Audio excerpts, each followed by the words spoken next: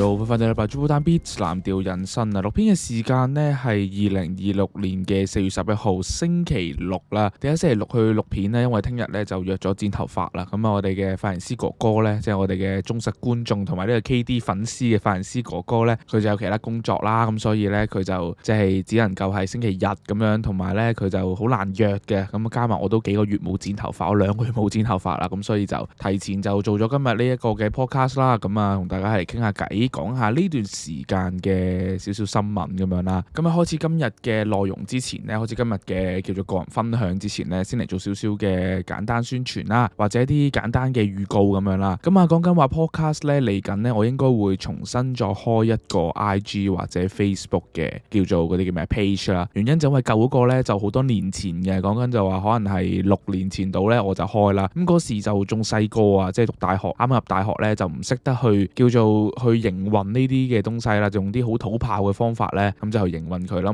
overall 我覺得嗰個嘅成效唔係幾好啊，好似即係嗰個 page 已經係廢咗咁樣啦。咁我知道咧，我早幾日開翻呢個 page， 我終於開翻佢嚟睇咧，有啲觀眾咧就 PM 我嘅，咁但係因為咧呢個 page 已經係有大概我諗有半年我冇開過啦，咁所以就叫做即係隔咗半年都冇覆咧，咁啊再覆就少少奇怪，咁我就冇覆啦。咁啊大家就唔好意思，希望就見諒啦呢個位置。咁我哋就嚟緊下個禮拜，我就考慮緊開一個新嘅 page 啦，咁大家就可以去 follow 呢個新嘅 page。咁啊開咗之後咧，喺下一條片就應該會同大家講咧個名啊點樣，應該係唔會變得太多，純粹係重新再營運一個，而真係入面 follow 緊嘅觀眾或者我哋嘅受眾係啱我哋片嘅人，而唔係好似以前咁樣，我係咪都即係 follow 人哋要人 follow back 咁樣呢一種咁嘅操作咧，就已經係即係叫做好 worse。以前細個唔識搞咁樣，咁重新再嚟過啦，即係 Facebook、IG 都係咁樣啦。咁呢個就 stay tuned 啦，咁大家都可以即係 DM 我又得，然後即係揾我都得咁樣。Facebook、IG、YouTube 種種嘅東西揾我又得，有啲嘅廠商想即係我幫大家做宣傳嘅，咁都可以喺 IG 度揾我嘅。咁我就準備好之後咧，我就應該會喺 YouTube 嘅嗰個嘅 forum 嗰度去講啦，同埋會喺片嗰度會提一提啦，同埋會改晒所有嘅連結啦。咁啊，大家就留意住呢樣嘢啦。呢個第一個宣傳先啦，第二個宣傳咧，咁就係嚟緊就係季後賽啦，嚟緊就係附加賽啦。咁喺上年就應承咗大家咧，就每1000個訂閱咧就會做一次直播啦。咁我哋個頻道嘅宗旨不嬲都係咁樣噶啦。咁啊，只會遲到，但係永遠不會缺席啦。咁我啊嘗試一下，之前都有講過做 live 啦。咁啊約定大家一樣嘢先，附加賽啦，我哋嚟試下做 live 咁同大家一齊睇啦。咁啊，大家要有少少嘅心理準備先，因為咧始終我唔係一個即係善於言辭嘅人，即係我唔係一個好叻嘅一個叫做講嘢嘅人。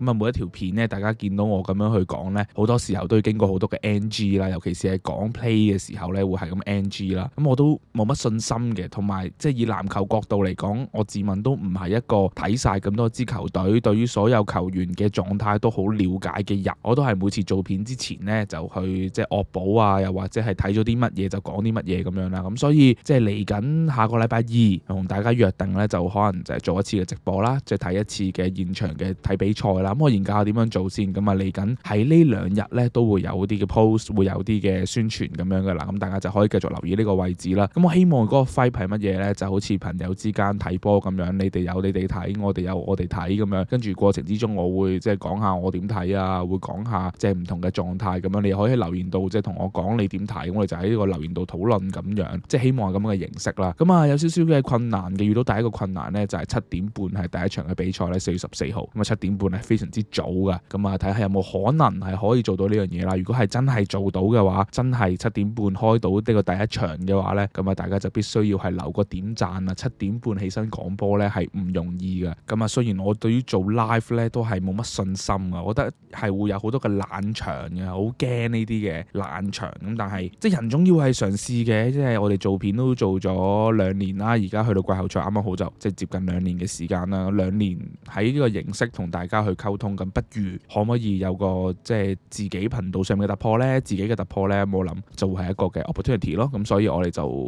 喺呢個 play in 開始咧，就嘗試下去做一做呢個嘅直播啦。今個禮拜分享短短地同大家講啲特別啲嘅嘢啊，就係今個禮拜睇呢一個嘅 GFFT 啊，即係大家都知道我係忠實嘅 J 台觀眾啦，我每個禮拜都會跟台嘅。咁啊，今個禮拜就係玩呢個嘅爆旋陀螺啊。咁我唔知點解咧，即係喺即係 J 台玩爆旋陀螺之前咧，其實早幾個禮拜已經係咁喺 Fresh 啊、IG 啊見到有爆旋陀螺，但我已經好少睇呢啲動畫嘅東西啦。有冇啲即係知道嘅觀眾或者可能你哋嘅小朋友係咪而家又興翻爆旋陀螺呢樣嘢咧？因為講緊話呢啲潮流嘅東西咧，就係幾年一個 loop， 幾年一個 loop 咧，即係興來興去都係興呢啲嘢。咁爆旋陀螺咧喺我細個嘅時候咧，講緊就係小學嘅時候，都係一個非常之流行嘅一個遊戲一個活動啦。咁講緊小學嘅時候咧，其實流行嘅東西有幾樣嘢嘅，即係第一樣嘢當然係爆旋陀螺啦，最流行啦。我喺咩年代爆旋陀螺咧？我係呢個烈風天馬嘅年代，即係藍色嗰隻咧係好廢嘅嗰隻嘢，嗰隻嘢係個橡膠底咧，係每一次都輸嘅，即係嗰隻嘢就係烈風天馬嘅年代啦。同時間仲有咩咧？同時間仲有呢一個嘅爆丸啊，係咪叫爆丸啊？其實我唔知道爆丸點玩嘅，我從來都只係擁有過一隻嘅爆丸啦，跟住抌佢落去就會自己爆開嗰啲咧，即係爆丸嘅年代啦。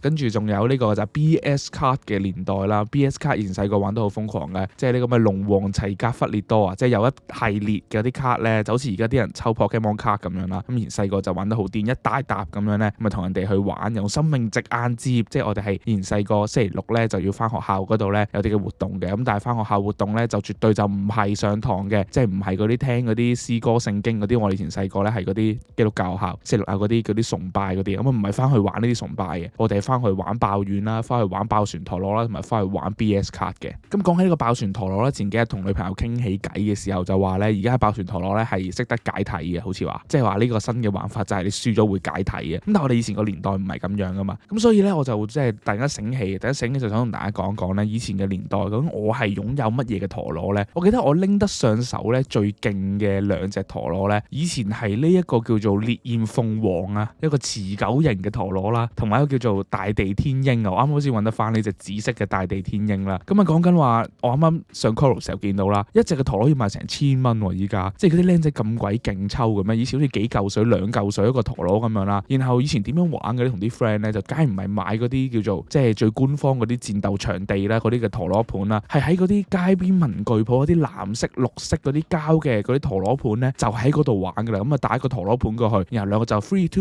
1 go shoot 咁樣咧就射出，然後就鬥睇下贏幾多場咁樣啦。以前係最中意呢一個持久型嘅烈焰鳳凰啊，因為咧人哋係中意買呢個嘅烈風天馬啊嘛，同埋嗰個唔知左回旋唔知乜乜春春嗰啲咧，即係嗰啲咧就廢，嗰啲係真係水魚級數，因為嗰啲橡膠底咧你一 shoot 落去咧，基本上咧唔夠一陣就玩完噶啦。嗰個咩時候係會贏咧？就係以不變勝萬變啊！呢啲嘅烈焰鳳凰持久型，我記得嗰個嘅底座咧，就好似係尖尖地一個鐵嘅尖尖地咧，嗰啲先至真正喺呢個陀螺盤上面咧係可以唔輸啊，可以唔會停低啊。通常用耐力、用持久力咧去打敗對手啊。咁呢個就係以前細個玩陀螺嘅策略。唔知點解突然間要講陀螺嘅，但係純粹係因為呢段時間好多人咧去玩呢啲爆旋陀螺啊，好多人去玩呢啲嘅東西，又喺 Fresh 度重新再唔知咩興起咗啦，所以先突然間咧有咁樣嘅感觸，就係細個係玩啲乜嘢嘅咧？咁大家細個係玩啲咩陀螺嘅咧？有冇啲同我同一個年代嘅陀螺咧？定有啲係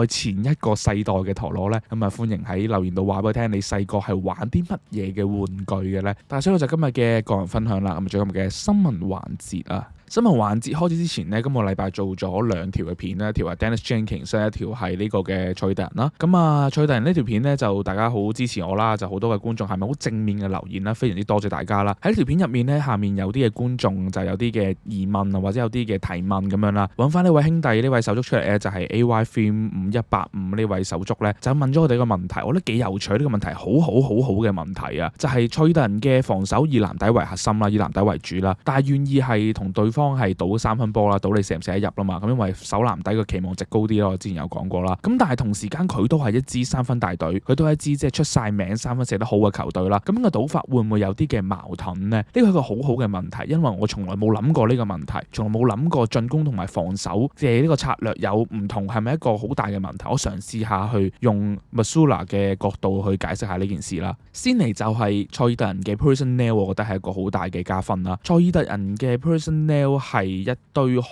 強嘅三分投射球員，係一堆好穩陣嘅 3&D 球員，係一堆慢慢進步緊嘅年輕後衛，都射到三分波。尤其是係 Tatum、Jaylen Brown 呢啲球員，絕對係即係已經係叫做 above limit average 啊。咁講緊呢個嘅 Derek Wright 都一定係啦。今年最冇咗嘅 Payton Pritchard 啦，跟住簽咗嘅 Vucevic 都係即係出咗名嘅延伸5號啦。或者以前嚟講 Al Horford、Porzingis 都係一啲好出咗名嘅延伸長人啦。加埋啲嘅角色球員都係唔錯嘅三分射手啦。例如可能係 Jordan Walsh 啊，合格以上啦。我之前有講過呢個嘅即係 Sam Hauser 啦，咁啊都係合格以上啦。跟住仲有啲嘅年輕球員啦，例如呢個嘅 Baylor Scheierman 啦，例如可能大家係咁喺呢個嘅即係留言度講呢位好唔錯嘅新秀20歲嘅 Hugo Gonzalez 啦，全部都係一個 above limit average 嘅投射者。咁你可能Gonzalez爭少少，因為防守見稱啦，但係都係大概係3/6嘅位置啊，印象之中啊。咁啊，所以其實 overall 所有嘅球員佢哋嘅三分投射咧，喺 personnel 嘅角度上面嚟講咧，係非常之穩陣嘅。咁但係你話即係對手唔可以用翻同一個嘅防守策略去防守你咩？即係放你射外線咩？我覺得係的確係可以嘅，因為當我哋呢啲咁業餘嘅人都可以 realize 到有呢個嘅數學上面嘅 difference 嘅時候咧，一啲嘅專業 NBA 分析團隊咧，絕對係可以見到咁嘅內容嘅。呢樣嘢就係歸功於賽特人擁有嘅外線投射 personnel， 其實係位於全個聯盟嚟講一個好高嘅水平。而 that's why 即使對手有咁樣嘅放空策略，佢哋都可以利用呢個方法去打敗佢哋。但係咪代表住賽特人淨係用三分嚟去投射呢？淨係用三分嚟去進攻呢？其實唔係㗎。呢個嘅效率籃球喺我角度嚟睇呢，喺進攻上面賽特人都係用咁樣嘅方法嚟去玩啦，咁嘅方法嚟去運作啦。雖然賽特人喺籃底嘅 attempt 喺籃底嘅 field goal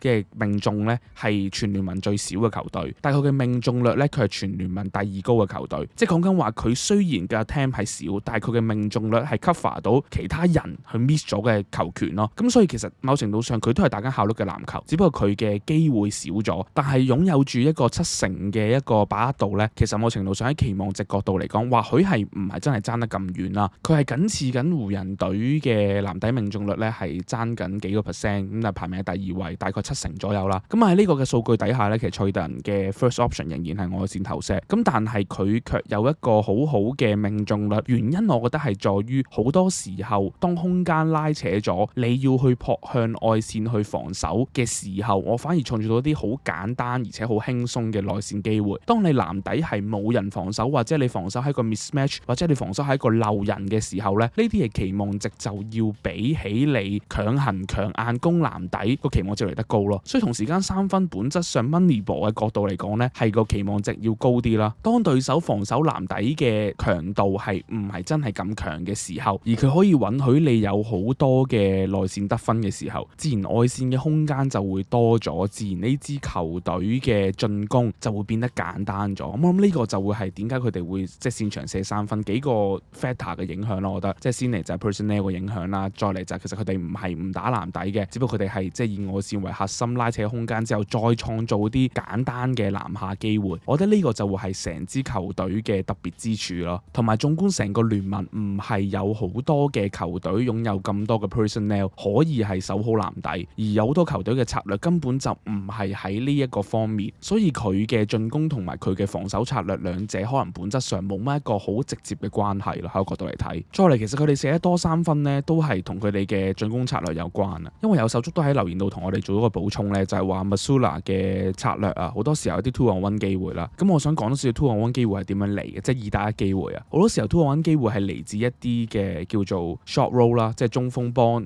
控球者做 short roll 去到中間個波交到去中鋒位置，你迫使對手有第二線嘅協防。如果唔係就係叫做話 cut in 嘅球員同 roll in 嘅球員同時攻擊住籃底守緊波嘅人啊嘛，咁必須有第二線協防啦。咁你協防嘅時候就可以即係將個波 drive and kick 揾到外面嘅射手，揾到外面穩定嘅三分投射點啦。再嚟就係一啲嘅 burst screen 啦，一啲嘅 split action 啦，即係一啲嘅叫做點講呢？即係幫你做一個嘅擋拆，然後你就即係 cut in 去籃底，或者你彈走嘅時候拉扯咗對面防線，然後你 cut in 入去嘅時候，同樣地創造 drive and kick 嘅機會啦。咁好多時候呢啲嘅 drive and kick 機會呢，其實允許咗外線嘅空間啊。某程度上呢啲空間籃球，我哋咁樣去理解佢，我唔知咁樣講啱唔啱啦。即係我用我自己嘅諗法去解釋一下，就係一個 chain action， 一個即係叫做連鎖嘅效應。我哋幻想一下，假設上線係 Tatum 嘅持球啦，跟住 Tatum 咧就同呢個嘅 Neemias Queta 咧就做咗個嘅掩護啦。咁個掩護過程之中咧就係一個 short roll， 個波交到 Neemias Queta 嘅即係手上咁樣啦。咁啊對手嘅防守要點樣 react 呢件事得兩個 option 嘅啫，一係咧你就係兩邊牛角位嘅防守者走埋嚟協防啦，一係你就籃底嘅中鋒行上嚟去做一個嘅即係唔好 drop defense 啦，你行上嚟去補多少少啦。咁啊變相呢個係 2 on 1機會。點解 2 on 1咧？因為佢同時之間解放咗兩個可能性。當假如你係一個嘅45度角嘅球員走埋嚟去協防嘅時候，變相係放空緊外線等緊波嘅球員，可能係 Sharman， 可能係呢個嘅 Jordan Walsh， 可能係即係 Derek Wright， 可能係 Jaylen Brown， 唔知道。總之係外線等波投射球員，可能 Payton Pritchard 咁樣啦。但係當你係選擇籃底球員踩上嚟，我假設對湖人啦，當你選擇 Ayton 踩上嚟，可能原本喺兩邊底角嘅球員就會 backdoor cut，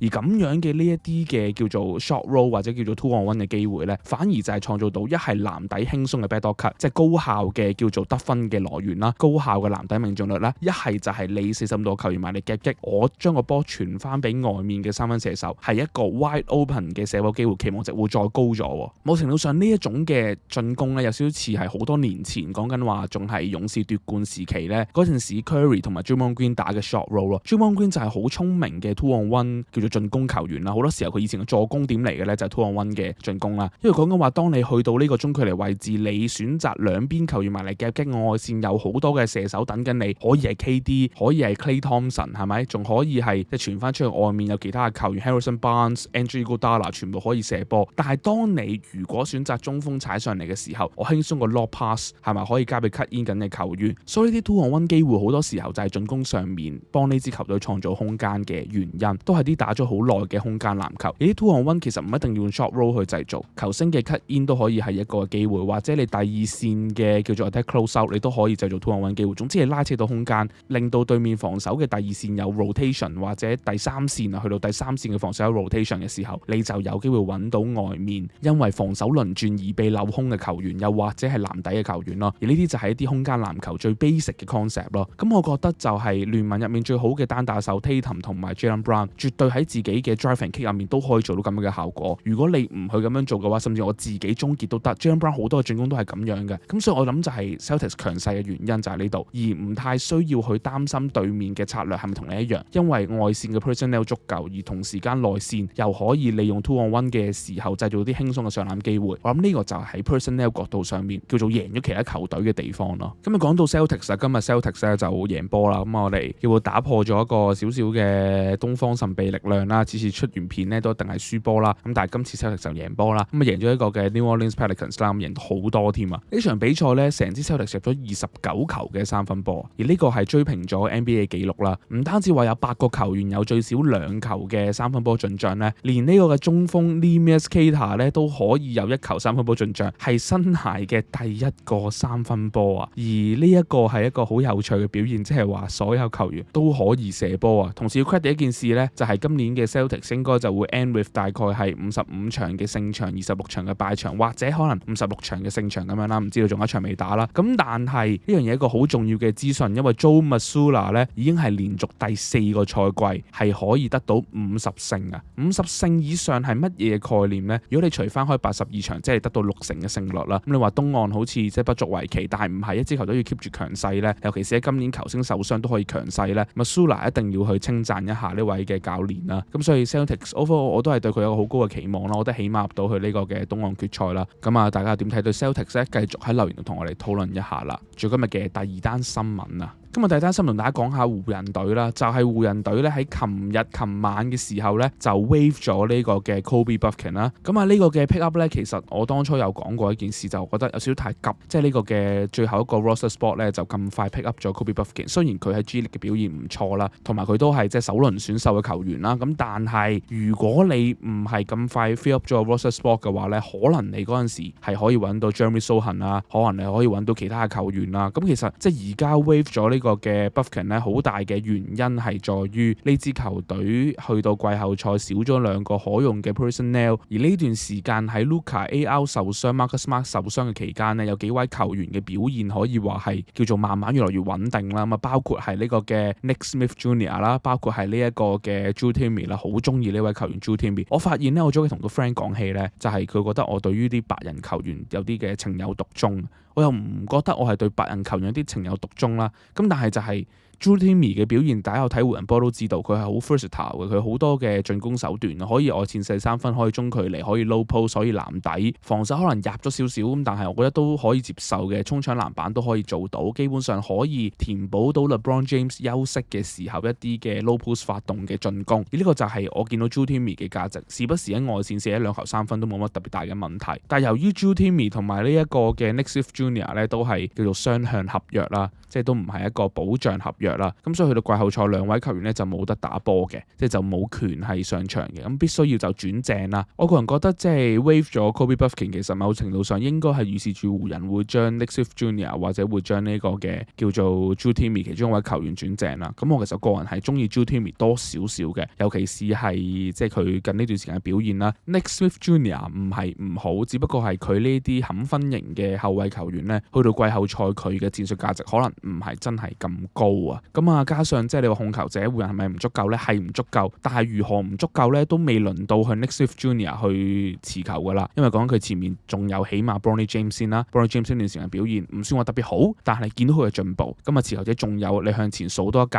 可能係一個 Luke Kennard 啦，可能你個 Marcus Smart 啦，可能 LeBron James 啊，即係所謂持球者雖然係唔夠，雖然係冇咁多，咁但係順位點樣排，連 Bronny James 都超唔過，而作為一個冚分型嘅後衛，呢一支嘅湖人隊或許需要 Drew Timme 嗰種 versatility 多過 Nick Smith Jr. 啦，我自己角度嚟睇。咁所以我覺得可能會轉正 Drew Timme 啦。咁未知道佢話呢個 weekend 會做操作啦。咁而家美國先係星期五啫，咁可能就聽日或者後日就會見到咁樣嘅新聞啦。希望就唔係又打我臉，又或者就算你兩個都唔續嘅話，可能喺自由球員市場，可能喺呢個 buyout market 會唔會揾到一啲可用嘅球員呢？講緊之前有個嘅消息，其實我講錯咗，呢度要做翻少少嘅更正先啦，唔好意思啊呢個位。咁我之前講話咩3月2號之前簽嘅球員先至可以打季後賽，實唔係啊，原來係3月2號之前俾人 waive 嘅球員先至可以有權係打季後賽，即係話其實有好多嘅叫做自由球員呢，咁基本上都有權係簽嘅。例如你即係需要個持球者 Cole Anthony 係3月2號之前俾人 waive 噶啦，又或者真係衰啲講啦 Lonzo Ball 咯，即係 Lonzo Ball 都係個 option 啦，又或者係我哋嘅休賽期 GOAT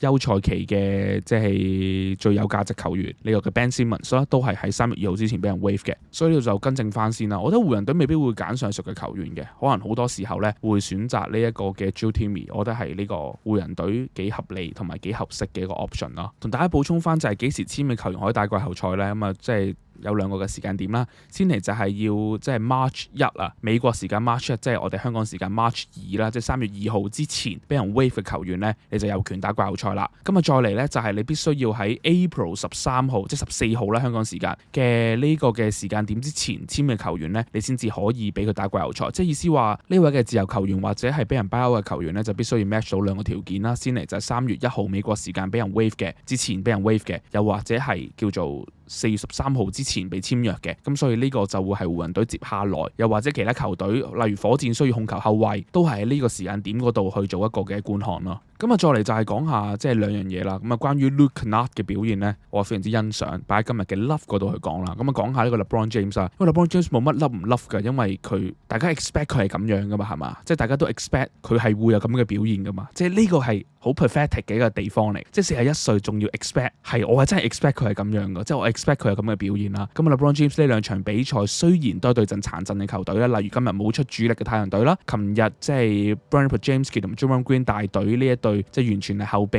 嘅勇士隊啦。咁但係 LeBron 兩場比賽嘅角色定位有明顯嘅改變啦。我覺得要稱讚嘅地方唔係 LeBron 可以拎到26分、28分接近大三元嘅表現，而係要稱讚佢轉型嚟得好快。即係佢原本係一個第三 option 嘅選項啦，但係瞬間要成為球隊嘅主攻點，又或者要 take up 咗 Luka 喺第一節奠定基調嘅嗰種進攻。LeBron 喺呢個位置所謂 playoff mode 啦，佢係做得唔錯。其實即係呢幾場比賽雖然都係打啲比較弱啲嘅球隊，但係見到佢 pick up 緊自己嘅 dribble，pick up 緊自己嘅三分投射，呢一啲係好事嚟嘅。加埋籃底嗰啲 bully boy 仍然係有一定嘅效用喺度。咁啊，只能夠講就係 LeBron 嘅狀態 keep 得幾唔錯啦，同埋突然間佢成為翻呢個嘅主要嘅進攻持球點嘅位置咧，又或者唔可以話係主要持球點嘅，好多時候都係叫做呢個嘅 Luke Kennard 去做啦。咁但係叫做話擔起咗進攻，擔起咗一定程度嘅即係進攻嘅責任喺度，我覺得都係一個值得欣賞嘅地方嚟嘅。咁啊，再嚟就係湖人隊球員嘅狀態，我覺得有陣時候有危先有機。我坦白說，我覺得即係當你有 AR 喺度，有 Luka 喺度，你有幾多時間去俾你哋練兵咧？加上 JJ Redick 咁即係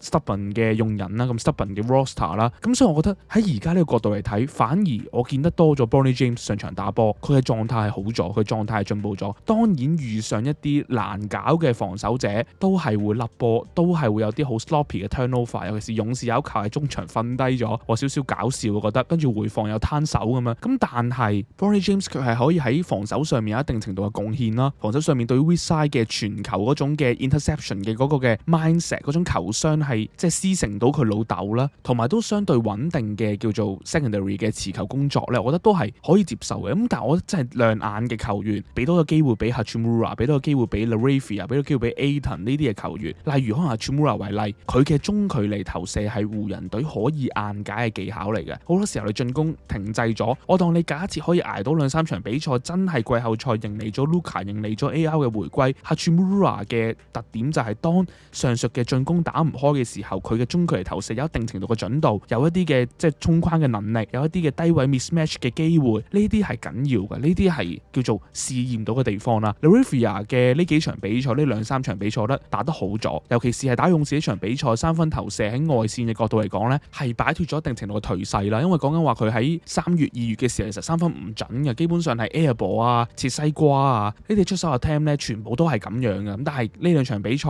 三分準度係要提升咗啦。咁啊加埋 Vanderbilt 終於即係入咗個輪替入面啦。雖然大家睇 IG 睇 Fresh 都有見到話同 Redick 有啲嘅拗撬啦，尤其是嗰場打雷霆嘅比賽咧，就係3球嘅罰球炒晒啦，跟住就打4分鐘嘅落場啦。咁但係 JJ 都有喺事後啲訪問有講過，佢同即係 Vanderbilt 有講開咗啦，即係有個夜晚大家促膝長談咗一波，咁啊大家都知道大家嘅出發點係啲乜嘢咁樣。我覺得呢個係一個好嘅東西，好教練要做嘅嘢嚟。咁我覺得 Redick 雖然用人上面比較 stubborn 少少，咁但係其他嘅角度你冇得話佢係唔好。嗰時真係想幫 Redick 去即係叫抱不平啦。你話佢係咪一個好好嘅教練？佢唔係一個頂級嘅教練，咁但係一個教練該做嘅事佢都要即係有做到咯。除咗係輪替上面嘅調度唔係咁好之外，即係你反觀睇下對面嘅名人堂教練 Doc Rivers， 你就會見到個明顯分別喺度咯。即係我覺得公道啲講咯，即係有優點嘅地方都有缺點嘅地方，但係始終菜鳥教練第2年啫嘛，即係呢啲可以係調整嘅。但係佢有啲嘅 decision 或者佢有陣時候過於暴躁嘅表現，可能係尤其是係洛杉磯呢支球隊，尤其是係湖人，尤其是係即係大眾目光喺晒支球隊身上，鎂光燈喺呢度，就自然會俾人誇大其說，自然會俾人攞出嚟做新聞。我覺得就係大家可能因為呢啲嘅負面東西而 undermine 咗 Redick 喺某啲方面嘅素養，其實係 OK 嘅啦。你要講湖人如果係去到季後賽，我 expected 嘅9人輪換會係啲乜嘢呢？我自己咁睇，我嘅諗法會係呢個嘅Luke Kennard 啦，跟住會係呢一個嘅 Marcus Smart 啦，跟住會 LeBron James 啦，跟住會係 Rui Hachimura，跟住會 DeAndre Ayton 啦，然後會有呢個嘅 LaRavia 啦，跟住話 Jackson Hayes 啦，然後就係 Vanderbilt 啦，然後最尾一個 spot 我覺得有機會會係 Bronny James 啦，尤其是 Redick 呢排 Bronny James 出場時間咁多嘅情況底下，會係 Bronny James 啦，而後續頂替嘅可能就會係 Drew Timme， 跟住就係 Maxi Kleber 啦。我覺得呢個就會係湖人隊嘅9人10人輪換，就會係咁樣去行咯。你問我有冇競爭力？冇乜嘅啦，其實坦白說。但係睇咗呢幾場比賽，我反而覺得湖人隊會唔會係可以利用以前係中意打一啲嘅進攻上面嘅板斧會多少少，進攻係撐起防守嘅，會唔會而家可能個概念調翻轉，打多少少嘅攻守轉換，打多少少嘅防守？因為講緊話，如果係咁樣去計嘅話，湖人隊嘅防守上面嘅進步或者直接陣容嘅防守能力係要比起平時嘅陣容上面係要強咗少少嘅。咁打多啲防守反擊，打多啲更加 aggressive 嘅防守，打多少少年輕嘅體能波，可能會係呢支湖人隊可以快刀斬亂麻嘅情況底下，可以令到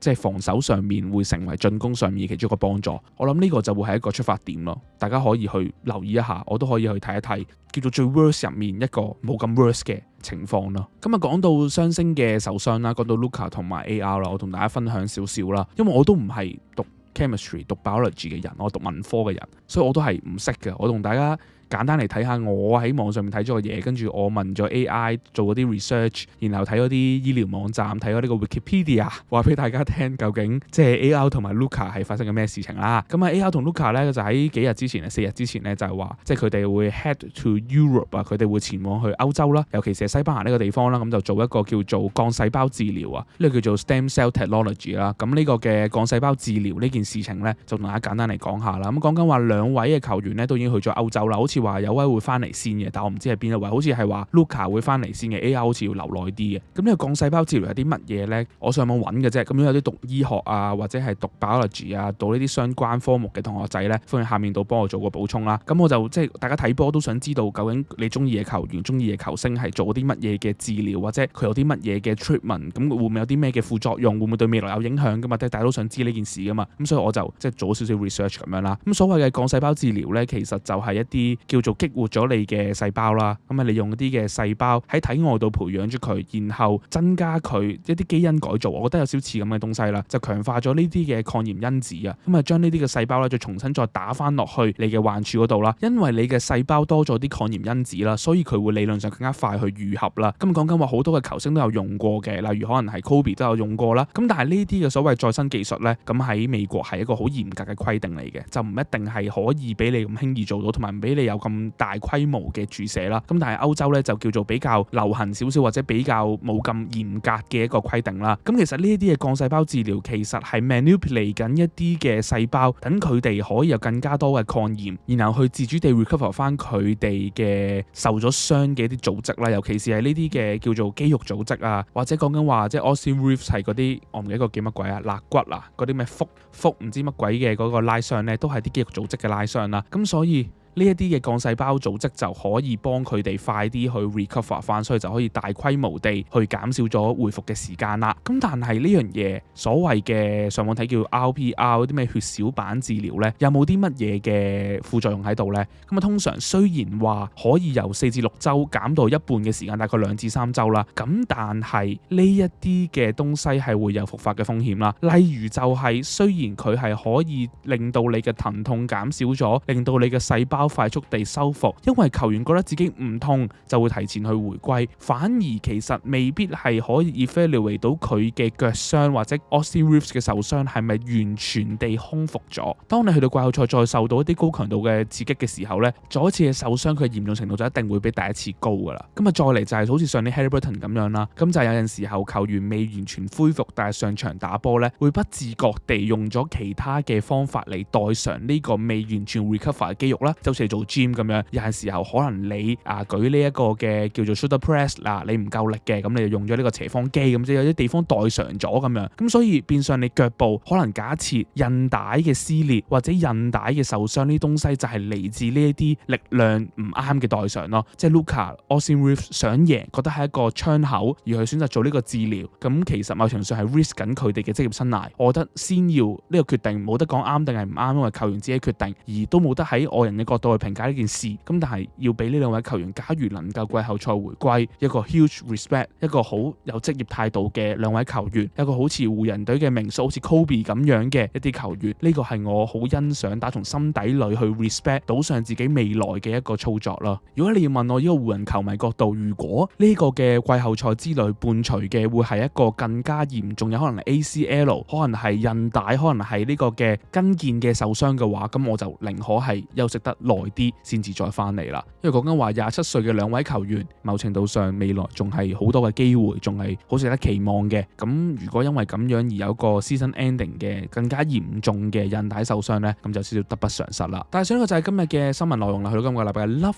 and Loves 啊。今日禮拜嘅 Love and Loves 咧，先同大家講下一啲嘅 MIP 啊 ，Most Improved Players 啊。咁啊，講到進步球員，咁當然係 Love 啦，會 Love 一個進步球員噶嘛。同大家分享幾位係即係最有進步嘅球員啦。今日早幾日上網睇到呢個嘅新聞啊，睇到呢個嘅評選名單啊，我覺得呢個名單大家睇完之後，其實可以有多少少嘅留意啦。對於呢啲嘅球員，講一啲嘅年輕球員啊，或者係一啲唔係喺一啲大隊入面打波嘅球員啊，呢啲嘅球員大家可以留意一下啦。先嚟第一位咧就係Anthony Black 啊，嚟自奧蘭多魔術隊啦。Anthony Black 咧，其實喺早2個賽季咧都係以一個防守見稱啦。咁好多人都話佢水貨，因為佢係第6順位嚟㗎。但今日有個顯著嘅進步啦，講緊就係話唔單止有多場比賽有30分以上嘅表現啦，甚至有場打單罰金塊嘅比賽咧係可以去到38分同埋7個3分波啦。我覺得呢個嘅 Jabari Mosley 咧可以比 Anthony Black 有更加多嘅責任啦，尤其是係喺佢嘅防守上面係一個好好嘅 free and D 嘅雛形啦，focus 多啲喺講佢嘅防守上面啦 ，Anthony Black 嘅體型6尺7寸，其實係可以成為一個好 versatile 嘅防守者啊。尤其是佢係好擅長利用體能咧去做全場嘅壓迫啦，又或者去偷波啦。呢位球員嘅即係運動能力都係唔差嘅。講緊話喺 NBA 嘅官方網站上面有講到一樣嘢，就係奧蘭多魔術如果贏波嘅時候 ，Anthony Black 喺場上佢嘅防守效率去到105.8，which 係一個非常之好嘅數據啦。即使佢係定位為一個2、3號位嘅搖擺人啦，但係佢嘅偷波同埋佢嘅防守能力，可能係要比同類型嘅球員或者同一個身材嘅球員係嚟得更加好嘅。今年場均多大過7分鐘嘅上場時間呢，係絕對可以值得大家欣賞多少少，去睇多少少嘅呢位球員。再嚟第二位球員呢，我今年都有個幾顯著嘅進步啦。雖然近呢1個月、2個月嘅時間就冇開季或者季中嚟得咁亮眼啦，但係 Colin Gillespie 呢位球員呢，絕對係 KD 離開咗太陽之後其中一個叫做球隊上面穩定嘅進攻球員啦。咁啊，唔單止係進攻上面係好嘅，組織上面都係做得唔錯嘅。Gillespie 呢位球員呢，今年已經26歲啦，咁啊打過 G League 啦，G League 係上個賽季仲係 G League 嘅球員啦。咁啊，今個賽季同太陽簽咗1年嘅合約啦。咁啊喺呢個控球後衛角色上面做得唔錯，尤其是佢除咗可以組織隊友之外咧，喺今年嘅角度嚟講 ，Gillespie 佢嘅場均三分命中率係可以有40%，而40%同時之間場均出手係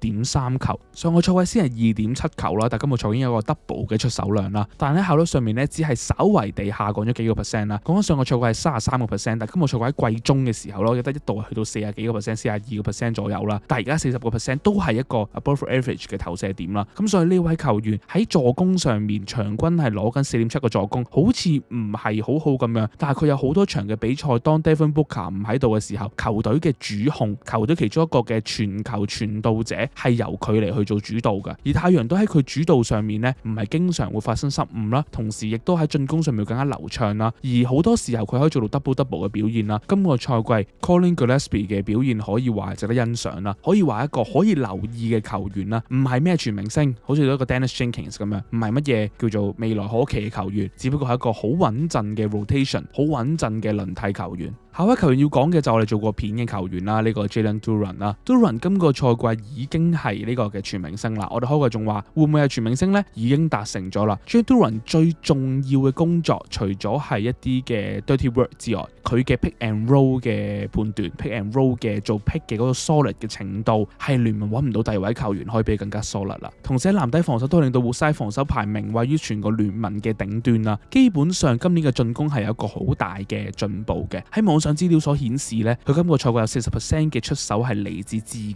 嘅創造啦，自己嘅得分啦，比起上年咧係有個30% 嘅提升嘅。咁有啲嘅持球進攻啊，包括我哋可以見到一啲嘅 pick and roll 完咗之後 roll in 要有自己嘅運球 shot roll 機會啊，或者持球衝框啊，一啲嘅勾手啊，都係一啲嘅進步咗嘅表現啦。進攻嘅侵略性係更加大啦。咁啊，今年同呢個嘅 K Cunningham 係咪配合都係幫助活塞去到呢個東岸第一嘅位置啦。Jalen Duren 大家可以繼續留意呢位球員啦。再嚟就係一個嘅公鹿球員啊，呢位球員係 Ryan Rollins 啦。今年可以話喺冇咗 Damian Lillard 嘅情況底下咧，公鹿都係少咗個持球者啦。咁啊，基本上今年就係 KBJ 同埋呢個嘅 Ryan Rollins 兩位球員去擔起球場上面持球工作啦。我覺得 Ryan Rollins 所進步咗嘅地方咧，係一啲嘅硬解得分啊，係啲自己嘅自主進攻機會，尤其是係打多咗好多類似 Damian Lillard 呢啲嘅攻擊型後衛咧，喺中距離位置嘅 step back 啊，中距離位置利用腳步嘅 pull up 啊，呢個係 Ryan Rollins 今年進步咗嘅地方。同時之間 Ryan Rollins 咧由一個嘅二輪選秀啊，由呢個 G League 嘅球員啊，去到公鹿隊今個賽季可以企穩正選啊，三分命中率去到40%啊！呢位球員我同大家講佢以前嘅遭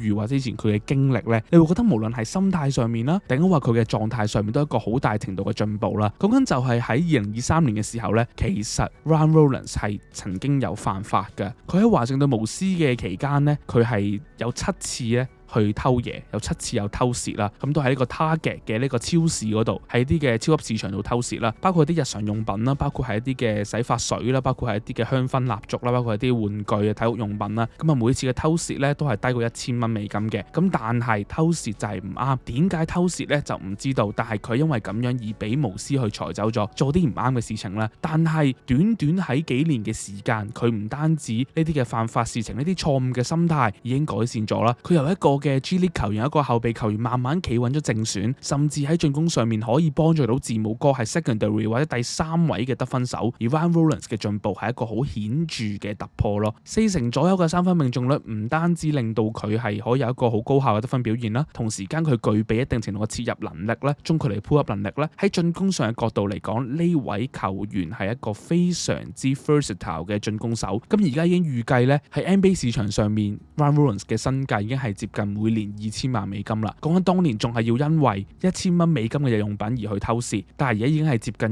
2000萬嘅身價啦。我覺得呢個 Ryan Rollins 嘅進步係一個幾顯著嘅突破啦，幾顯著嘅進步啦。希望佢就遠離犯罪啦。呢位球員，年輕球員，未來咧係仍然有一個嘅好大嘅前途喺度嘅。再嚟一個 honorable mention 啦，因為呢位球員今年打唔夠65場比賽嘅，咁但係佢表現咧係可圈可點嘅，就係嚟自猶他爵士隊，大家唔睇㗎啦呢支球隊係咪？嚟自猶他嘅 Keyonte George。Keyonte George 咧其實一路係覺得佢養唔成啦，尤其是係上年嘅角度嚟講，佢嘅防守麻麻地啦，然後佢嘅切入能力係非常之唔好啦。但係今個賽季佢解決咗佢嘅穩定切入能力啦，同時外線嘅投射命中率都去到生涯嘅最高點啦。今年唔係睇咗好多爵士嘅比賽，通常都係睇爵士打湖人啦。咁我覺得即係 Keyonte George 喺個控球嘅角度上面嚟講咧，有更加多嘅成熟嘅感覺喺度，更加多嘅穩重嘅感覺喺度啦。Keyonte George 講緊佢今年嘅 catch and shoot 命中率咧，由每個回合嘅期望就得1.06分咧，去到1.22分啦。喺定點嘅 catch and shoot 命中率咧，今年一度去到50%啦。所以我覺得 Keyonte George 今年嘅進步，尤其是係 cut in 入面嘅命中率咧，好多時候更加穩定嘅進攻，利用 first step， 利用自己嘅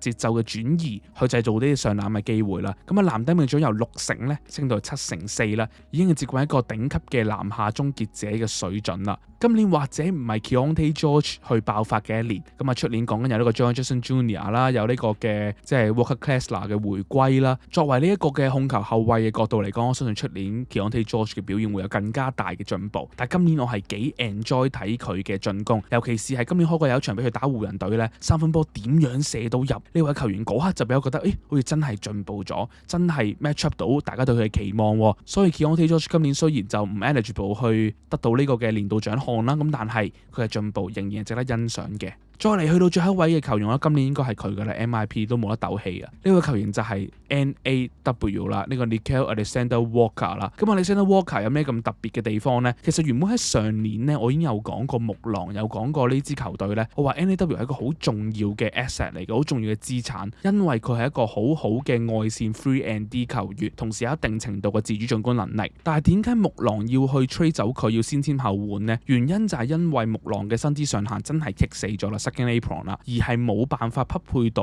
即係佢要每年大概1500萬以上嘅人工啦。而呢個情況就令到木狼只能係捨棄呢位好唔錯，當時已經覺得佢好唔錯嘅球員啦。咁但係今年 NAW 咧可以話一個好大嘅爆發啦，因為佢嘅數據全面提升，佢嘅數據嘅增幅咧係 NBA 25年嚟嘅第3高。講緊話得分由上年嘅9.4分到今年嘅20.8分，一個10分嘅增幅。命中率係去到45.9%，然後呢個嘅3分命中率去到39%，然後罰球命中率有90%。咁啊，基本上每場比賽射入3.2球3分波，單季251球3分波都係刷新咗鷹隊嘅隊史紀錄啊！成個3月份係 NAW 打得最好嘅一個月份啊！講緊話，尤其是場打魔術嘅比賽，有個9球3分波，入到41分，呢個係一個好唔錯嘅表現。而呢個鷹隊喺季尾嘅一波連勝，你可以話係 JJ 嘅進步 ，Jaren Johnson 嘅進步，你可以話係球隊慢慢揾到一個嘅節奏。但係 NAW 喺當中攻防兩端嘅工作係絕對不能夠忽視嘅。一個有趣嘅數據同大家分享一下啦。上一次有一位球員可以從前一個賽季得分唔夠10分，然後去到下個賽季得分可以有20分以上呢，係10年前呢位球員正企喺 NAW 隔離，係 CJ McCollum 啊，非常之欣賞呢個嘅 NAW 嘅表現啦。我相信 NAW 會贏到今年嘅 MIP 嘅。咁啊，繼上呢個 Dyson Daniels 之後咧，有一個鷹隊嘅球員呢係可以贏到 MIP 啦。只能夠講呢個嘅 Quinn Snyder 或許唔係一個執教好好嘅教練，或許唔係一個調度好快嘅教練，或許一個都係 stubborn 嘅教練，但係喺球員嘅養成角度，尤其是係佢擅長嘅球員養成類型咧，係做得唔錯嘅。再到今日嘅第二個 love 啊，我哋 love 咧就係 love 呢個嘅 Luke Kennard 啦。咁 Kennard 大家即係所印象深刻都係覺得佢係一個射手啦，覺得佢係個 sharp shooter 啦。咁但係喺呢幾場比賽，當 Luka 同 AR 受傷嘅期間咧，Kennard 擔起咗呢個持球工作咧，佢有幾唔錯嘅表現喎。Kennard 計埋今日打太陽嘅比賽咧，咁啊總計係即係頂替咗 Luka Doncic 同埋 AR 打咗5場嘅比賽啦。咁喺呢5場比賽咧，總共係拎到34次嘅助攻，但係得6個嘅 turnover。有好多嘅助攻並唔係話交出射3分波咋，係真係揾到啲籃底嘅空檔，真係揾到一個 wild open 嘅球員，真係去組織緊球場。而呢樣嘢係好抵啊，好抵屌啊！呢件事由呢個嘅即係 Gabe Vincent，當我哋有講過，我哋係覺得 Gabe Vincent 係有啲生不逢時啦、時不我與嘅感覺啦。咁但係 Luka Kennard 喺同一樣嘅價錢，只係補咗個次輪籤，佢係擁有住全聯盟最穩定嘅3分投射，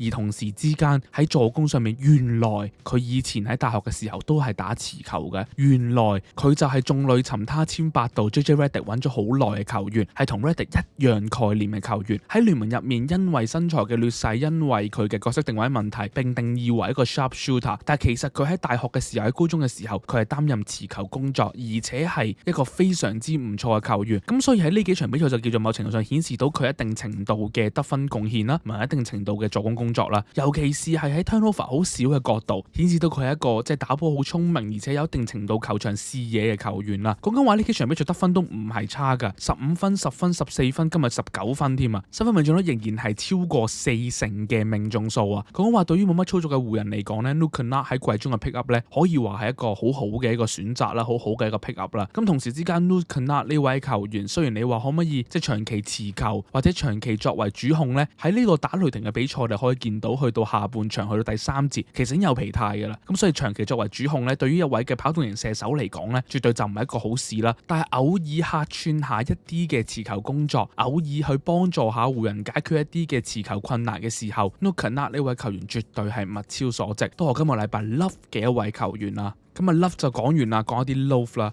今個禮拜 love 咧，其實得一樣嘢 love 嘅啫，就係 love 緊一啲嘅記者，即係揾新聞嚟做啊。就係關於呢個嘅知名記者 Brian Windhorst 咧，呢位嘅即係叫 NBA 名記啦，佢就話 Cooper Flag 係好似有啲刷分啊，就係話呢個嘅獨行俠係刻意地餵波俾 Cooper Flag 而嘗試去為佢衝擊數據啦。而我覺得呢樣嘢係有啲嘅匪夷所思嘅。令我先嚟講下 Brian Windhorst 係點樣去評價呢件事先啦。Cooper Flag 呢段時間嘅表現咧，可以話係非常之唔錯啦。因為佢自從話上個禮拜嗰場比賽拎到51分之後咧，隨後下一場比賽咧打湖人就拎45分啦，都係令到湖人隊原本應該要贏嘅比賽但係輸咗啦，跟手拎25分啦。然後今日有個33分嘅表現啦，咁我哋就可以見到 Cooper Flag 呢段時間嘅手感其實係好唔錯嘅。咁但係Brian Windhorst 點樣講咧？佢話 Cooper Flag 呢啲嘅得分表現咧 more like 係好似係球隊餵俾佢咁樣啦，即係好似呢個 Bam Adebayo 83分咁樣，就係刻意地餵球俾呢個嘅 Cooper Flag 啦。Brian Windhorst 都有講佢唔係質疑緊 Cooper Flag 50分嘅表現係叫做做得唔好啦，而佢覺得 Cooper Flag 喺呢個新秀嘅匿名投票入面係落後緊 Concacaf 嘅時候咧，呢幾場比賽突然間一個爆發，就係因為球權多咗進攻嘅空間，多進攻嘅球權，所以球隊就係想佢有多啲嘅持球機會咁樣。佢都有幫自己做兜底嘅，佢就係話唔好誤會，獨行俠都有即係關鍵時候都有要佢坐低嘅，唔係淨係刷數據嘅。咁但係佢呢個言論講出嚟，其實已經令人好大嘅遐想啦，好大嘅誤會啦。我會點樣回應呢件事情咧？我嘅地方係在於呢支獨行俠，你認真諗一諗，有邊位球員可以得分啊？即係有邊位球員係可以係做主力嘅得分手啦？個波唔餵俾 Cooper Flag，餵俾邊個 Naji Marshall 啊，餵俾呢個嘅 Dwight Powell 啊？即係你冇其他選擇㗎啦，你餵俾 Ryan Nembhard 咁樣，即係 Andrew Nembhard 個細佬，即係覺得呢個就係一個好有趣嘅言論啦。既然你要去提出呢個咁嘅觀點，點解你要先係批評咗球隊係咪要餵波先？你既然你後面嘅總結你都話唔係話刻意餵波嘅，即係 Mavericks 都唔會咁樣做嘅，咁但係我公感就係咁樣咯，即係呢啲係好無稽嘅言論咯，我覺得。即係一啲嘅 NBA 嘅記者，好多嘅名記，嗰啲類似 Stephen A. Smith 嗰啲咧，係為咗要吸引嗰啲鬼佬去睇佢啲節目咧，就係先要立一個好大嘅標題先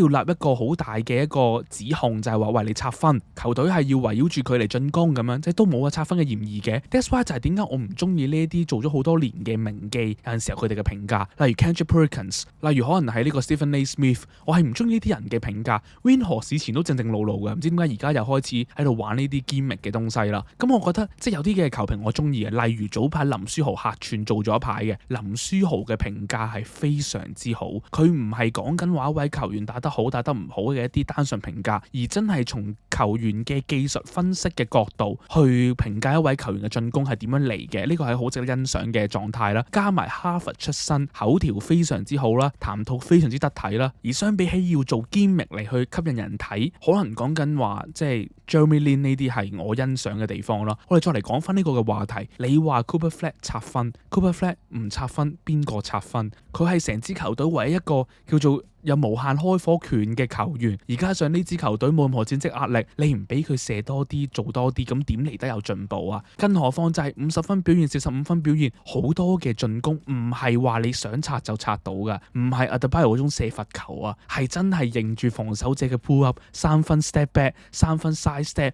唔係話你想拆就可以拆到，即係話你將同一樣嘅球權，我假設同一樣球權你俾咗呢個 Richard Shea， 可能佢都唔會攞到50分，唔會攞到45分，但係你俾到呢個嘅 Cooper Flag， 佢拎到45分，拎到50分，呢個就係佢做得好嘅地方咯。點解球評唔可以從一個欣賞角度出發？你要批評，你最多可以批評佢喺技術特點上面嘅不足，或者有陣時嘅出手選擇上面嘅不足。咁但係唔係佢拆分咯，拆分係球隊策略咯，拆分係球隊要揾一個人嚟去進攻咯，冇理由每場比賽輸50分㗎，佢總有條友得分，總有條友入波㗎嘛。咁唔係 Cooper Flag 仲可以係邊個呢？呢個就今個禮拜其中一個 low 嘅地方啦。今日嘅 podcast 講咗40幾50分鐘啦，多謝大家聽到呢個位置啦。每個月35蚊加入我哋嘅頂薪球員聽更加多嘅籃球內容啦。今日時間差唔多啦，我哋下集再見，係咁先，拜拜。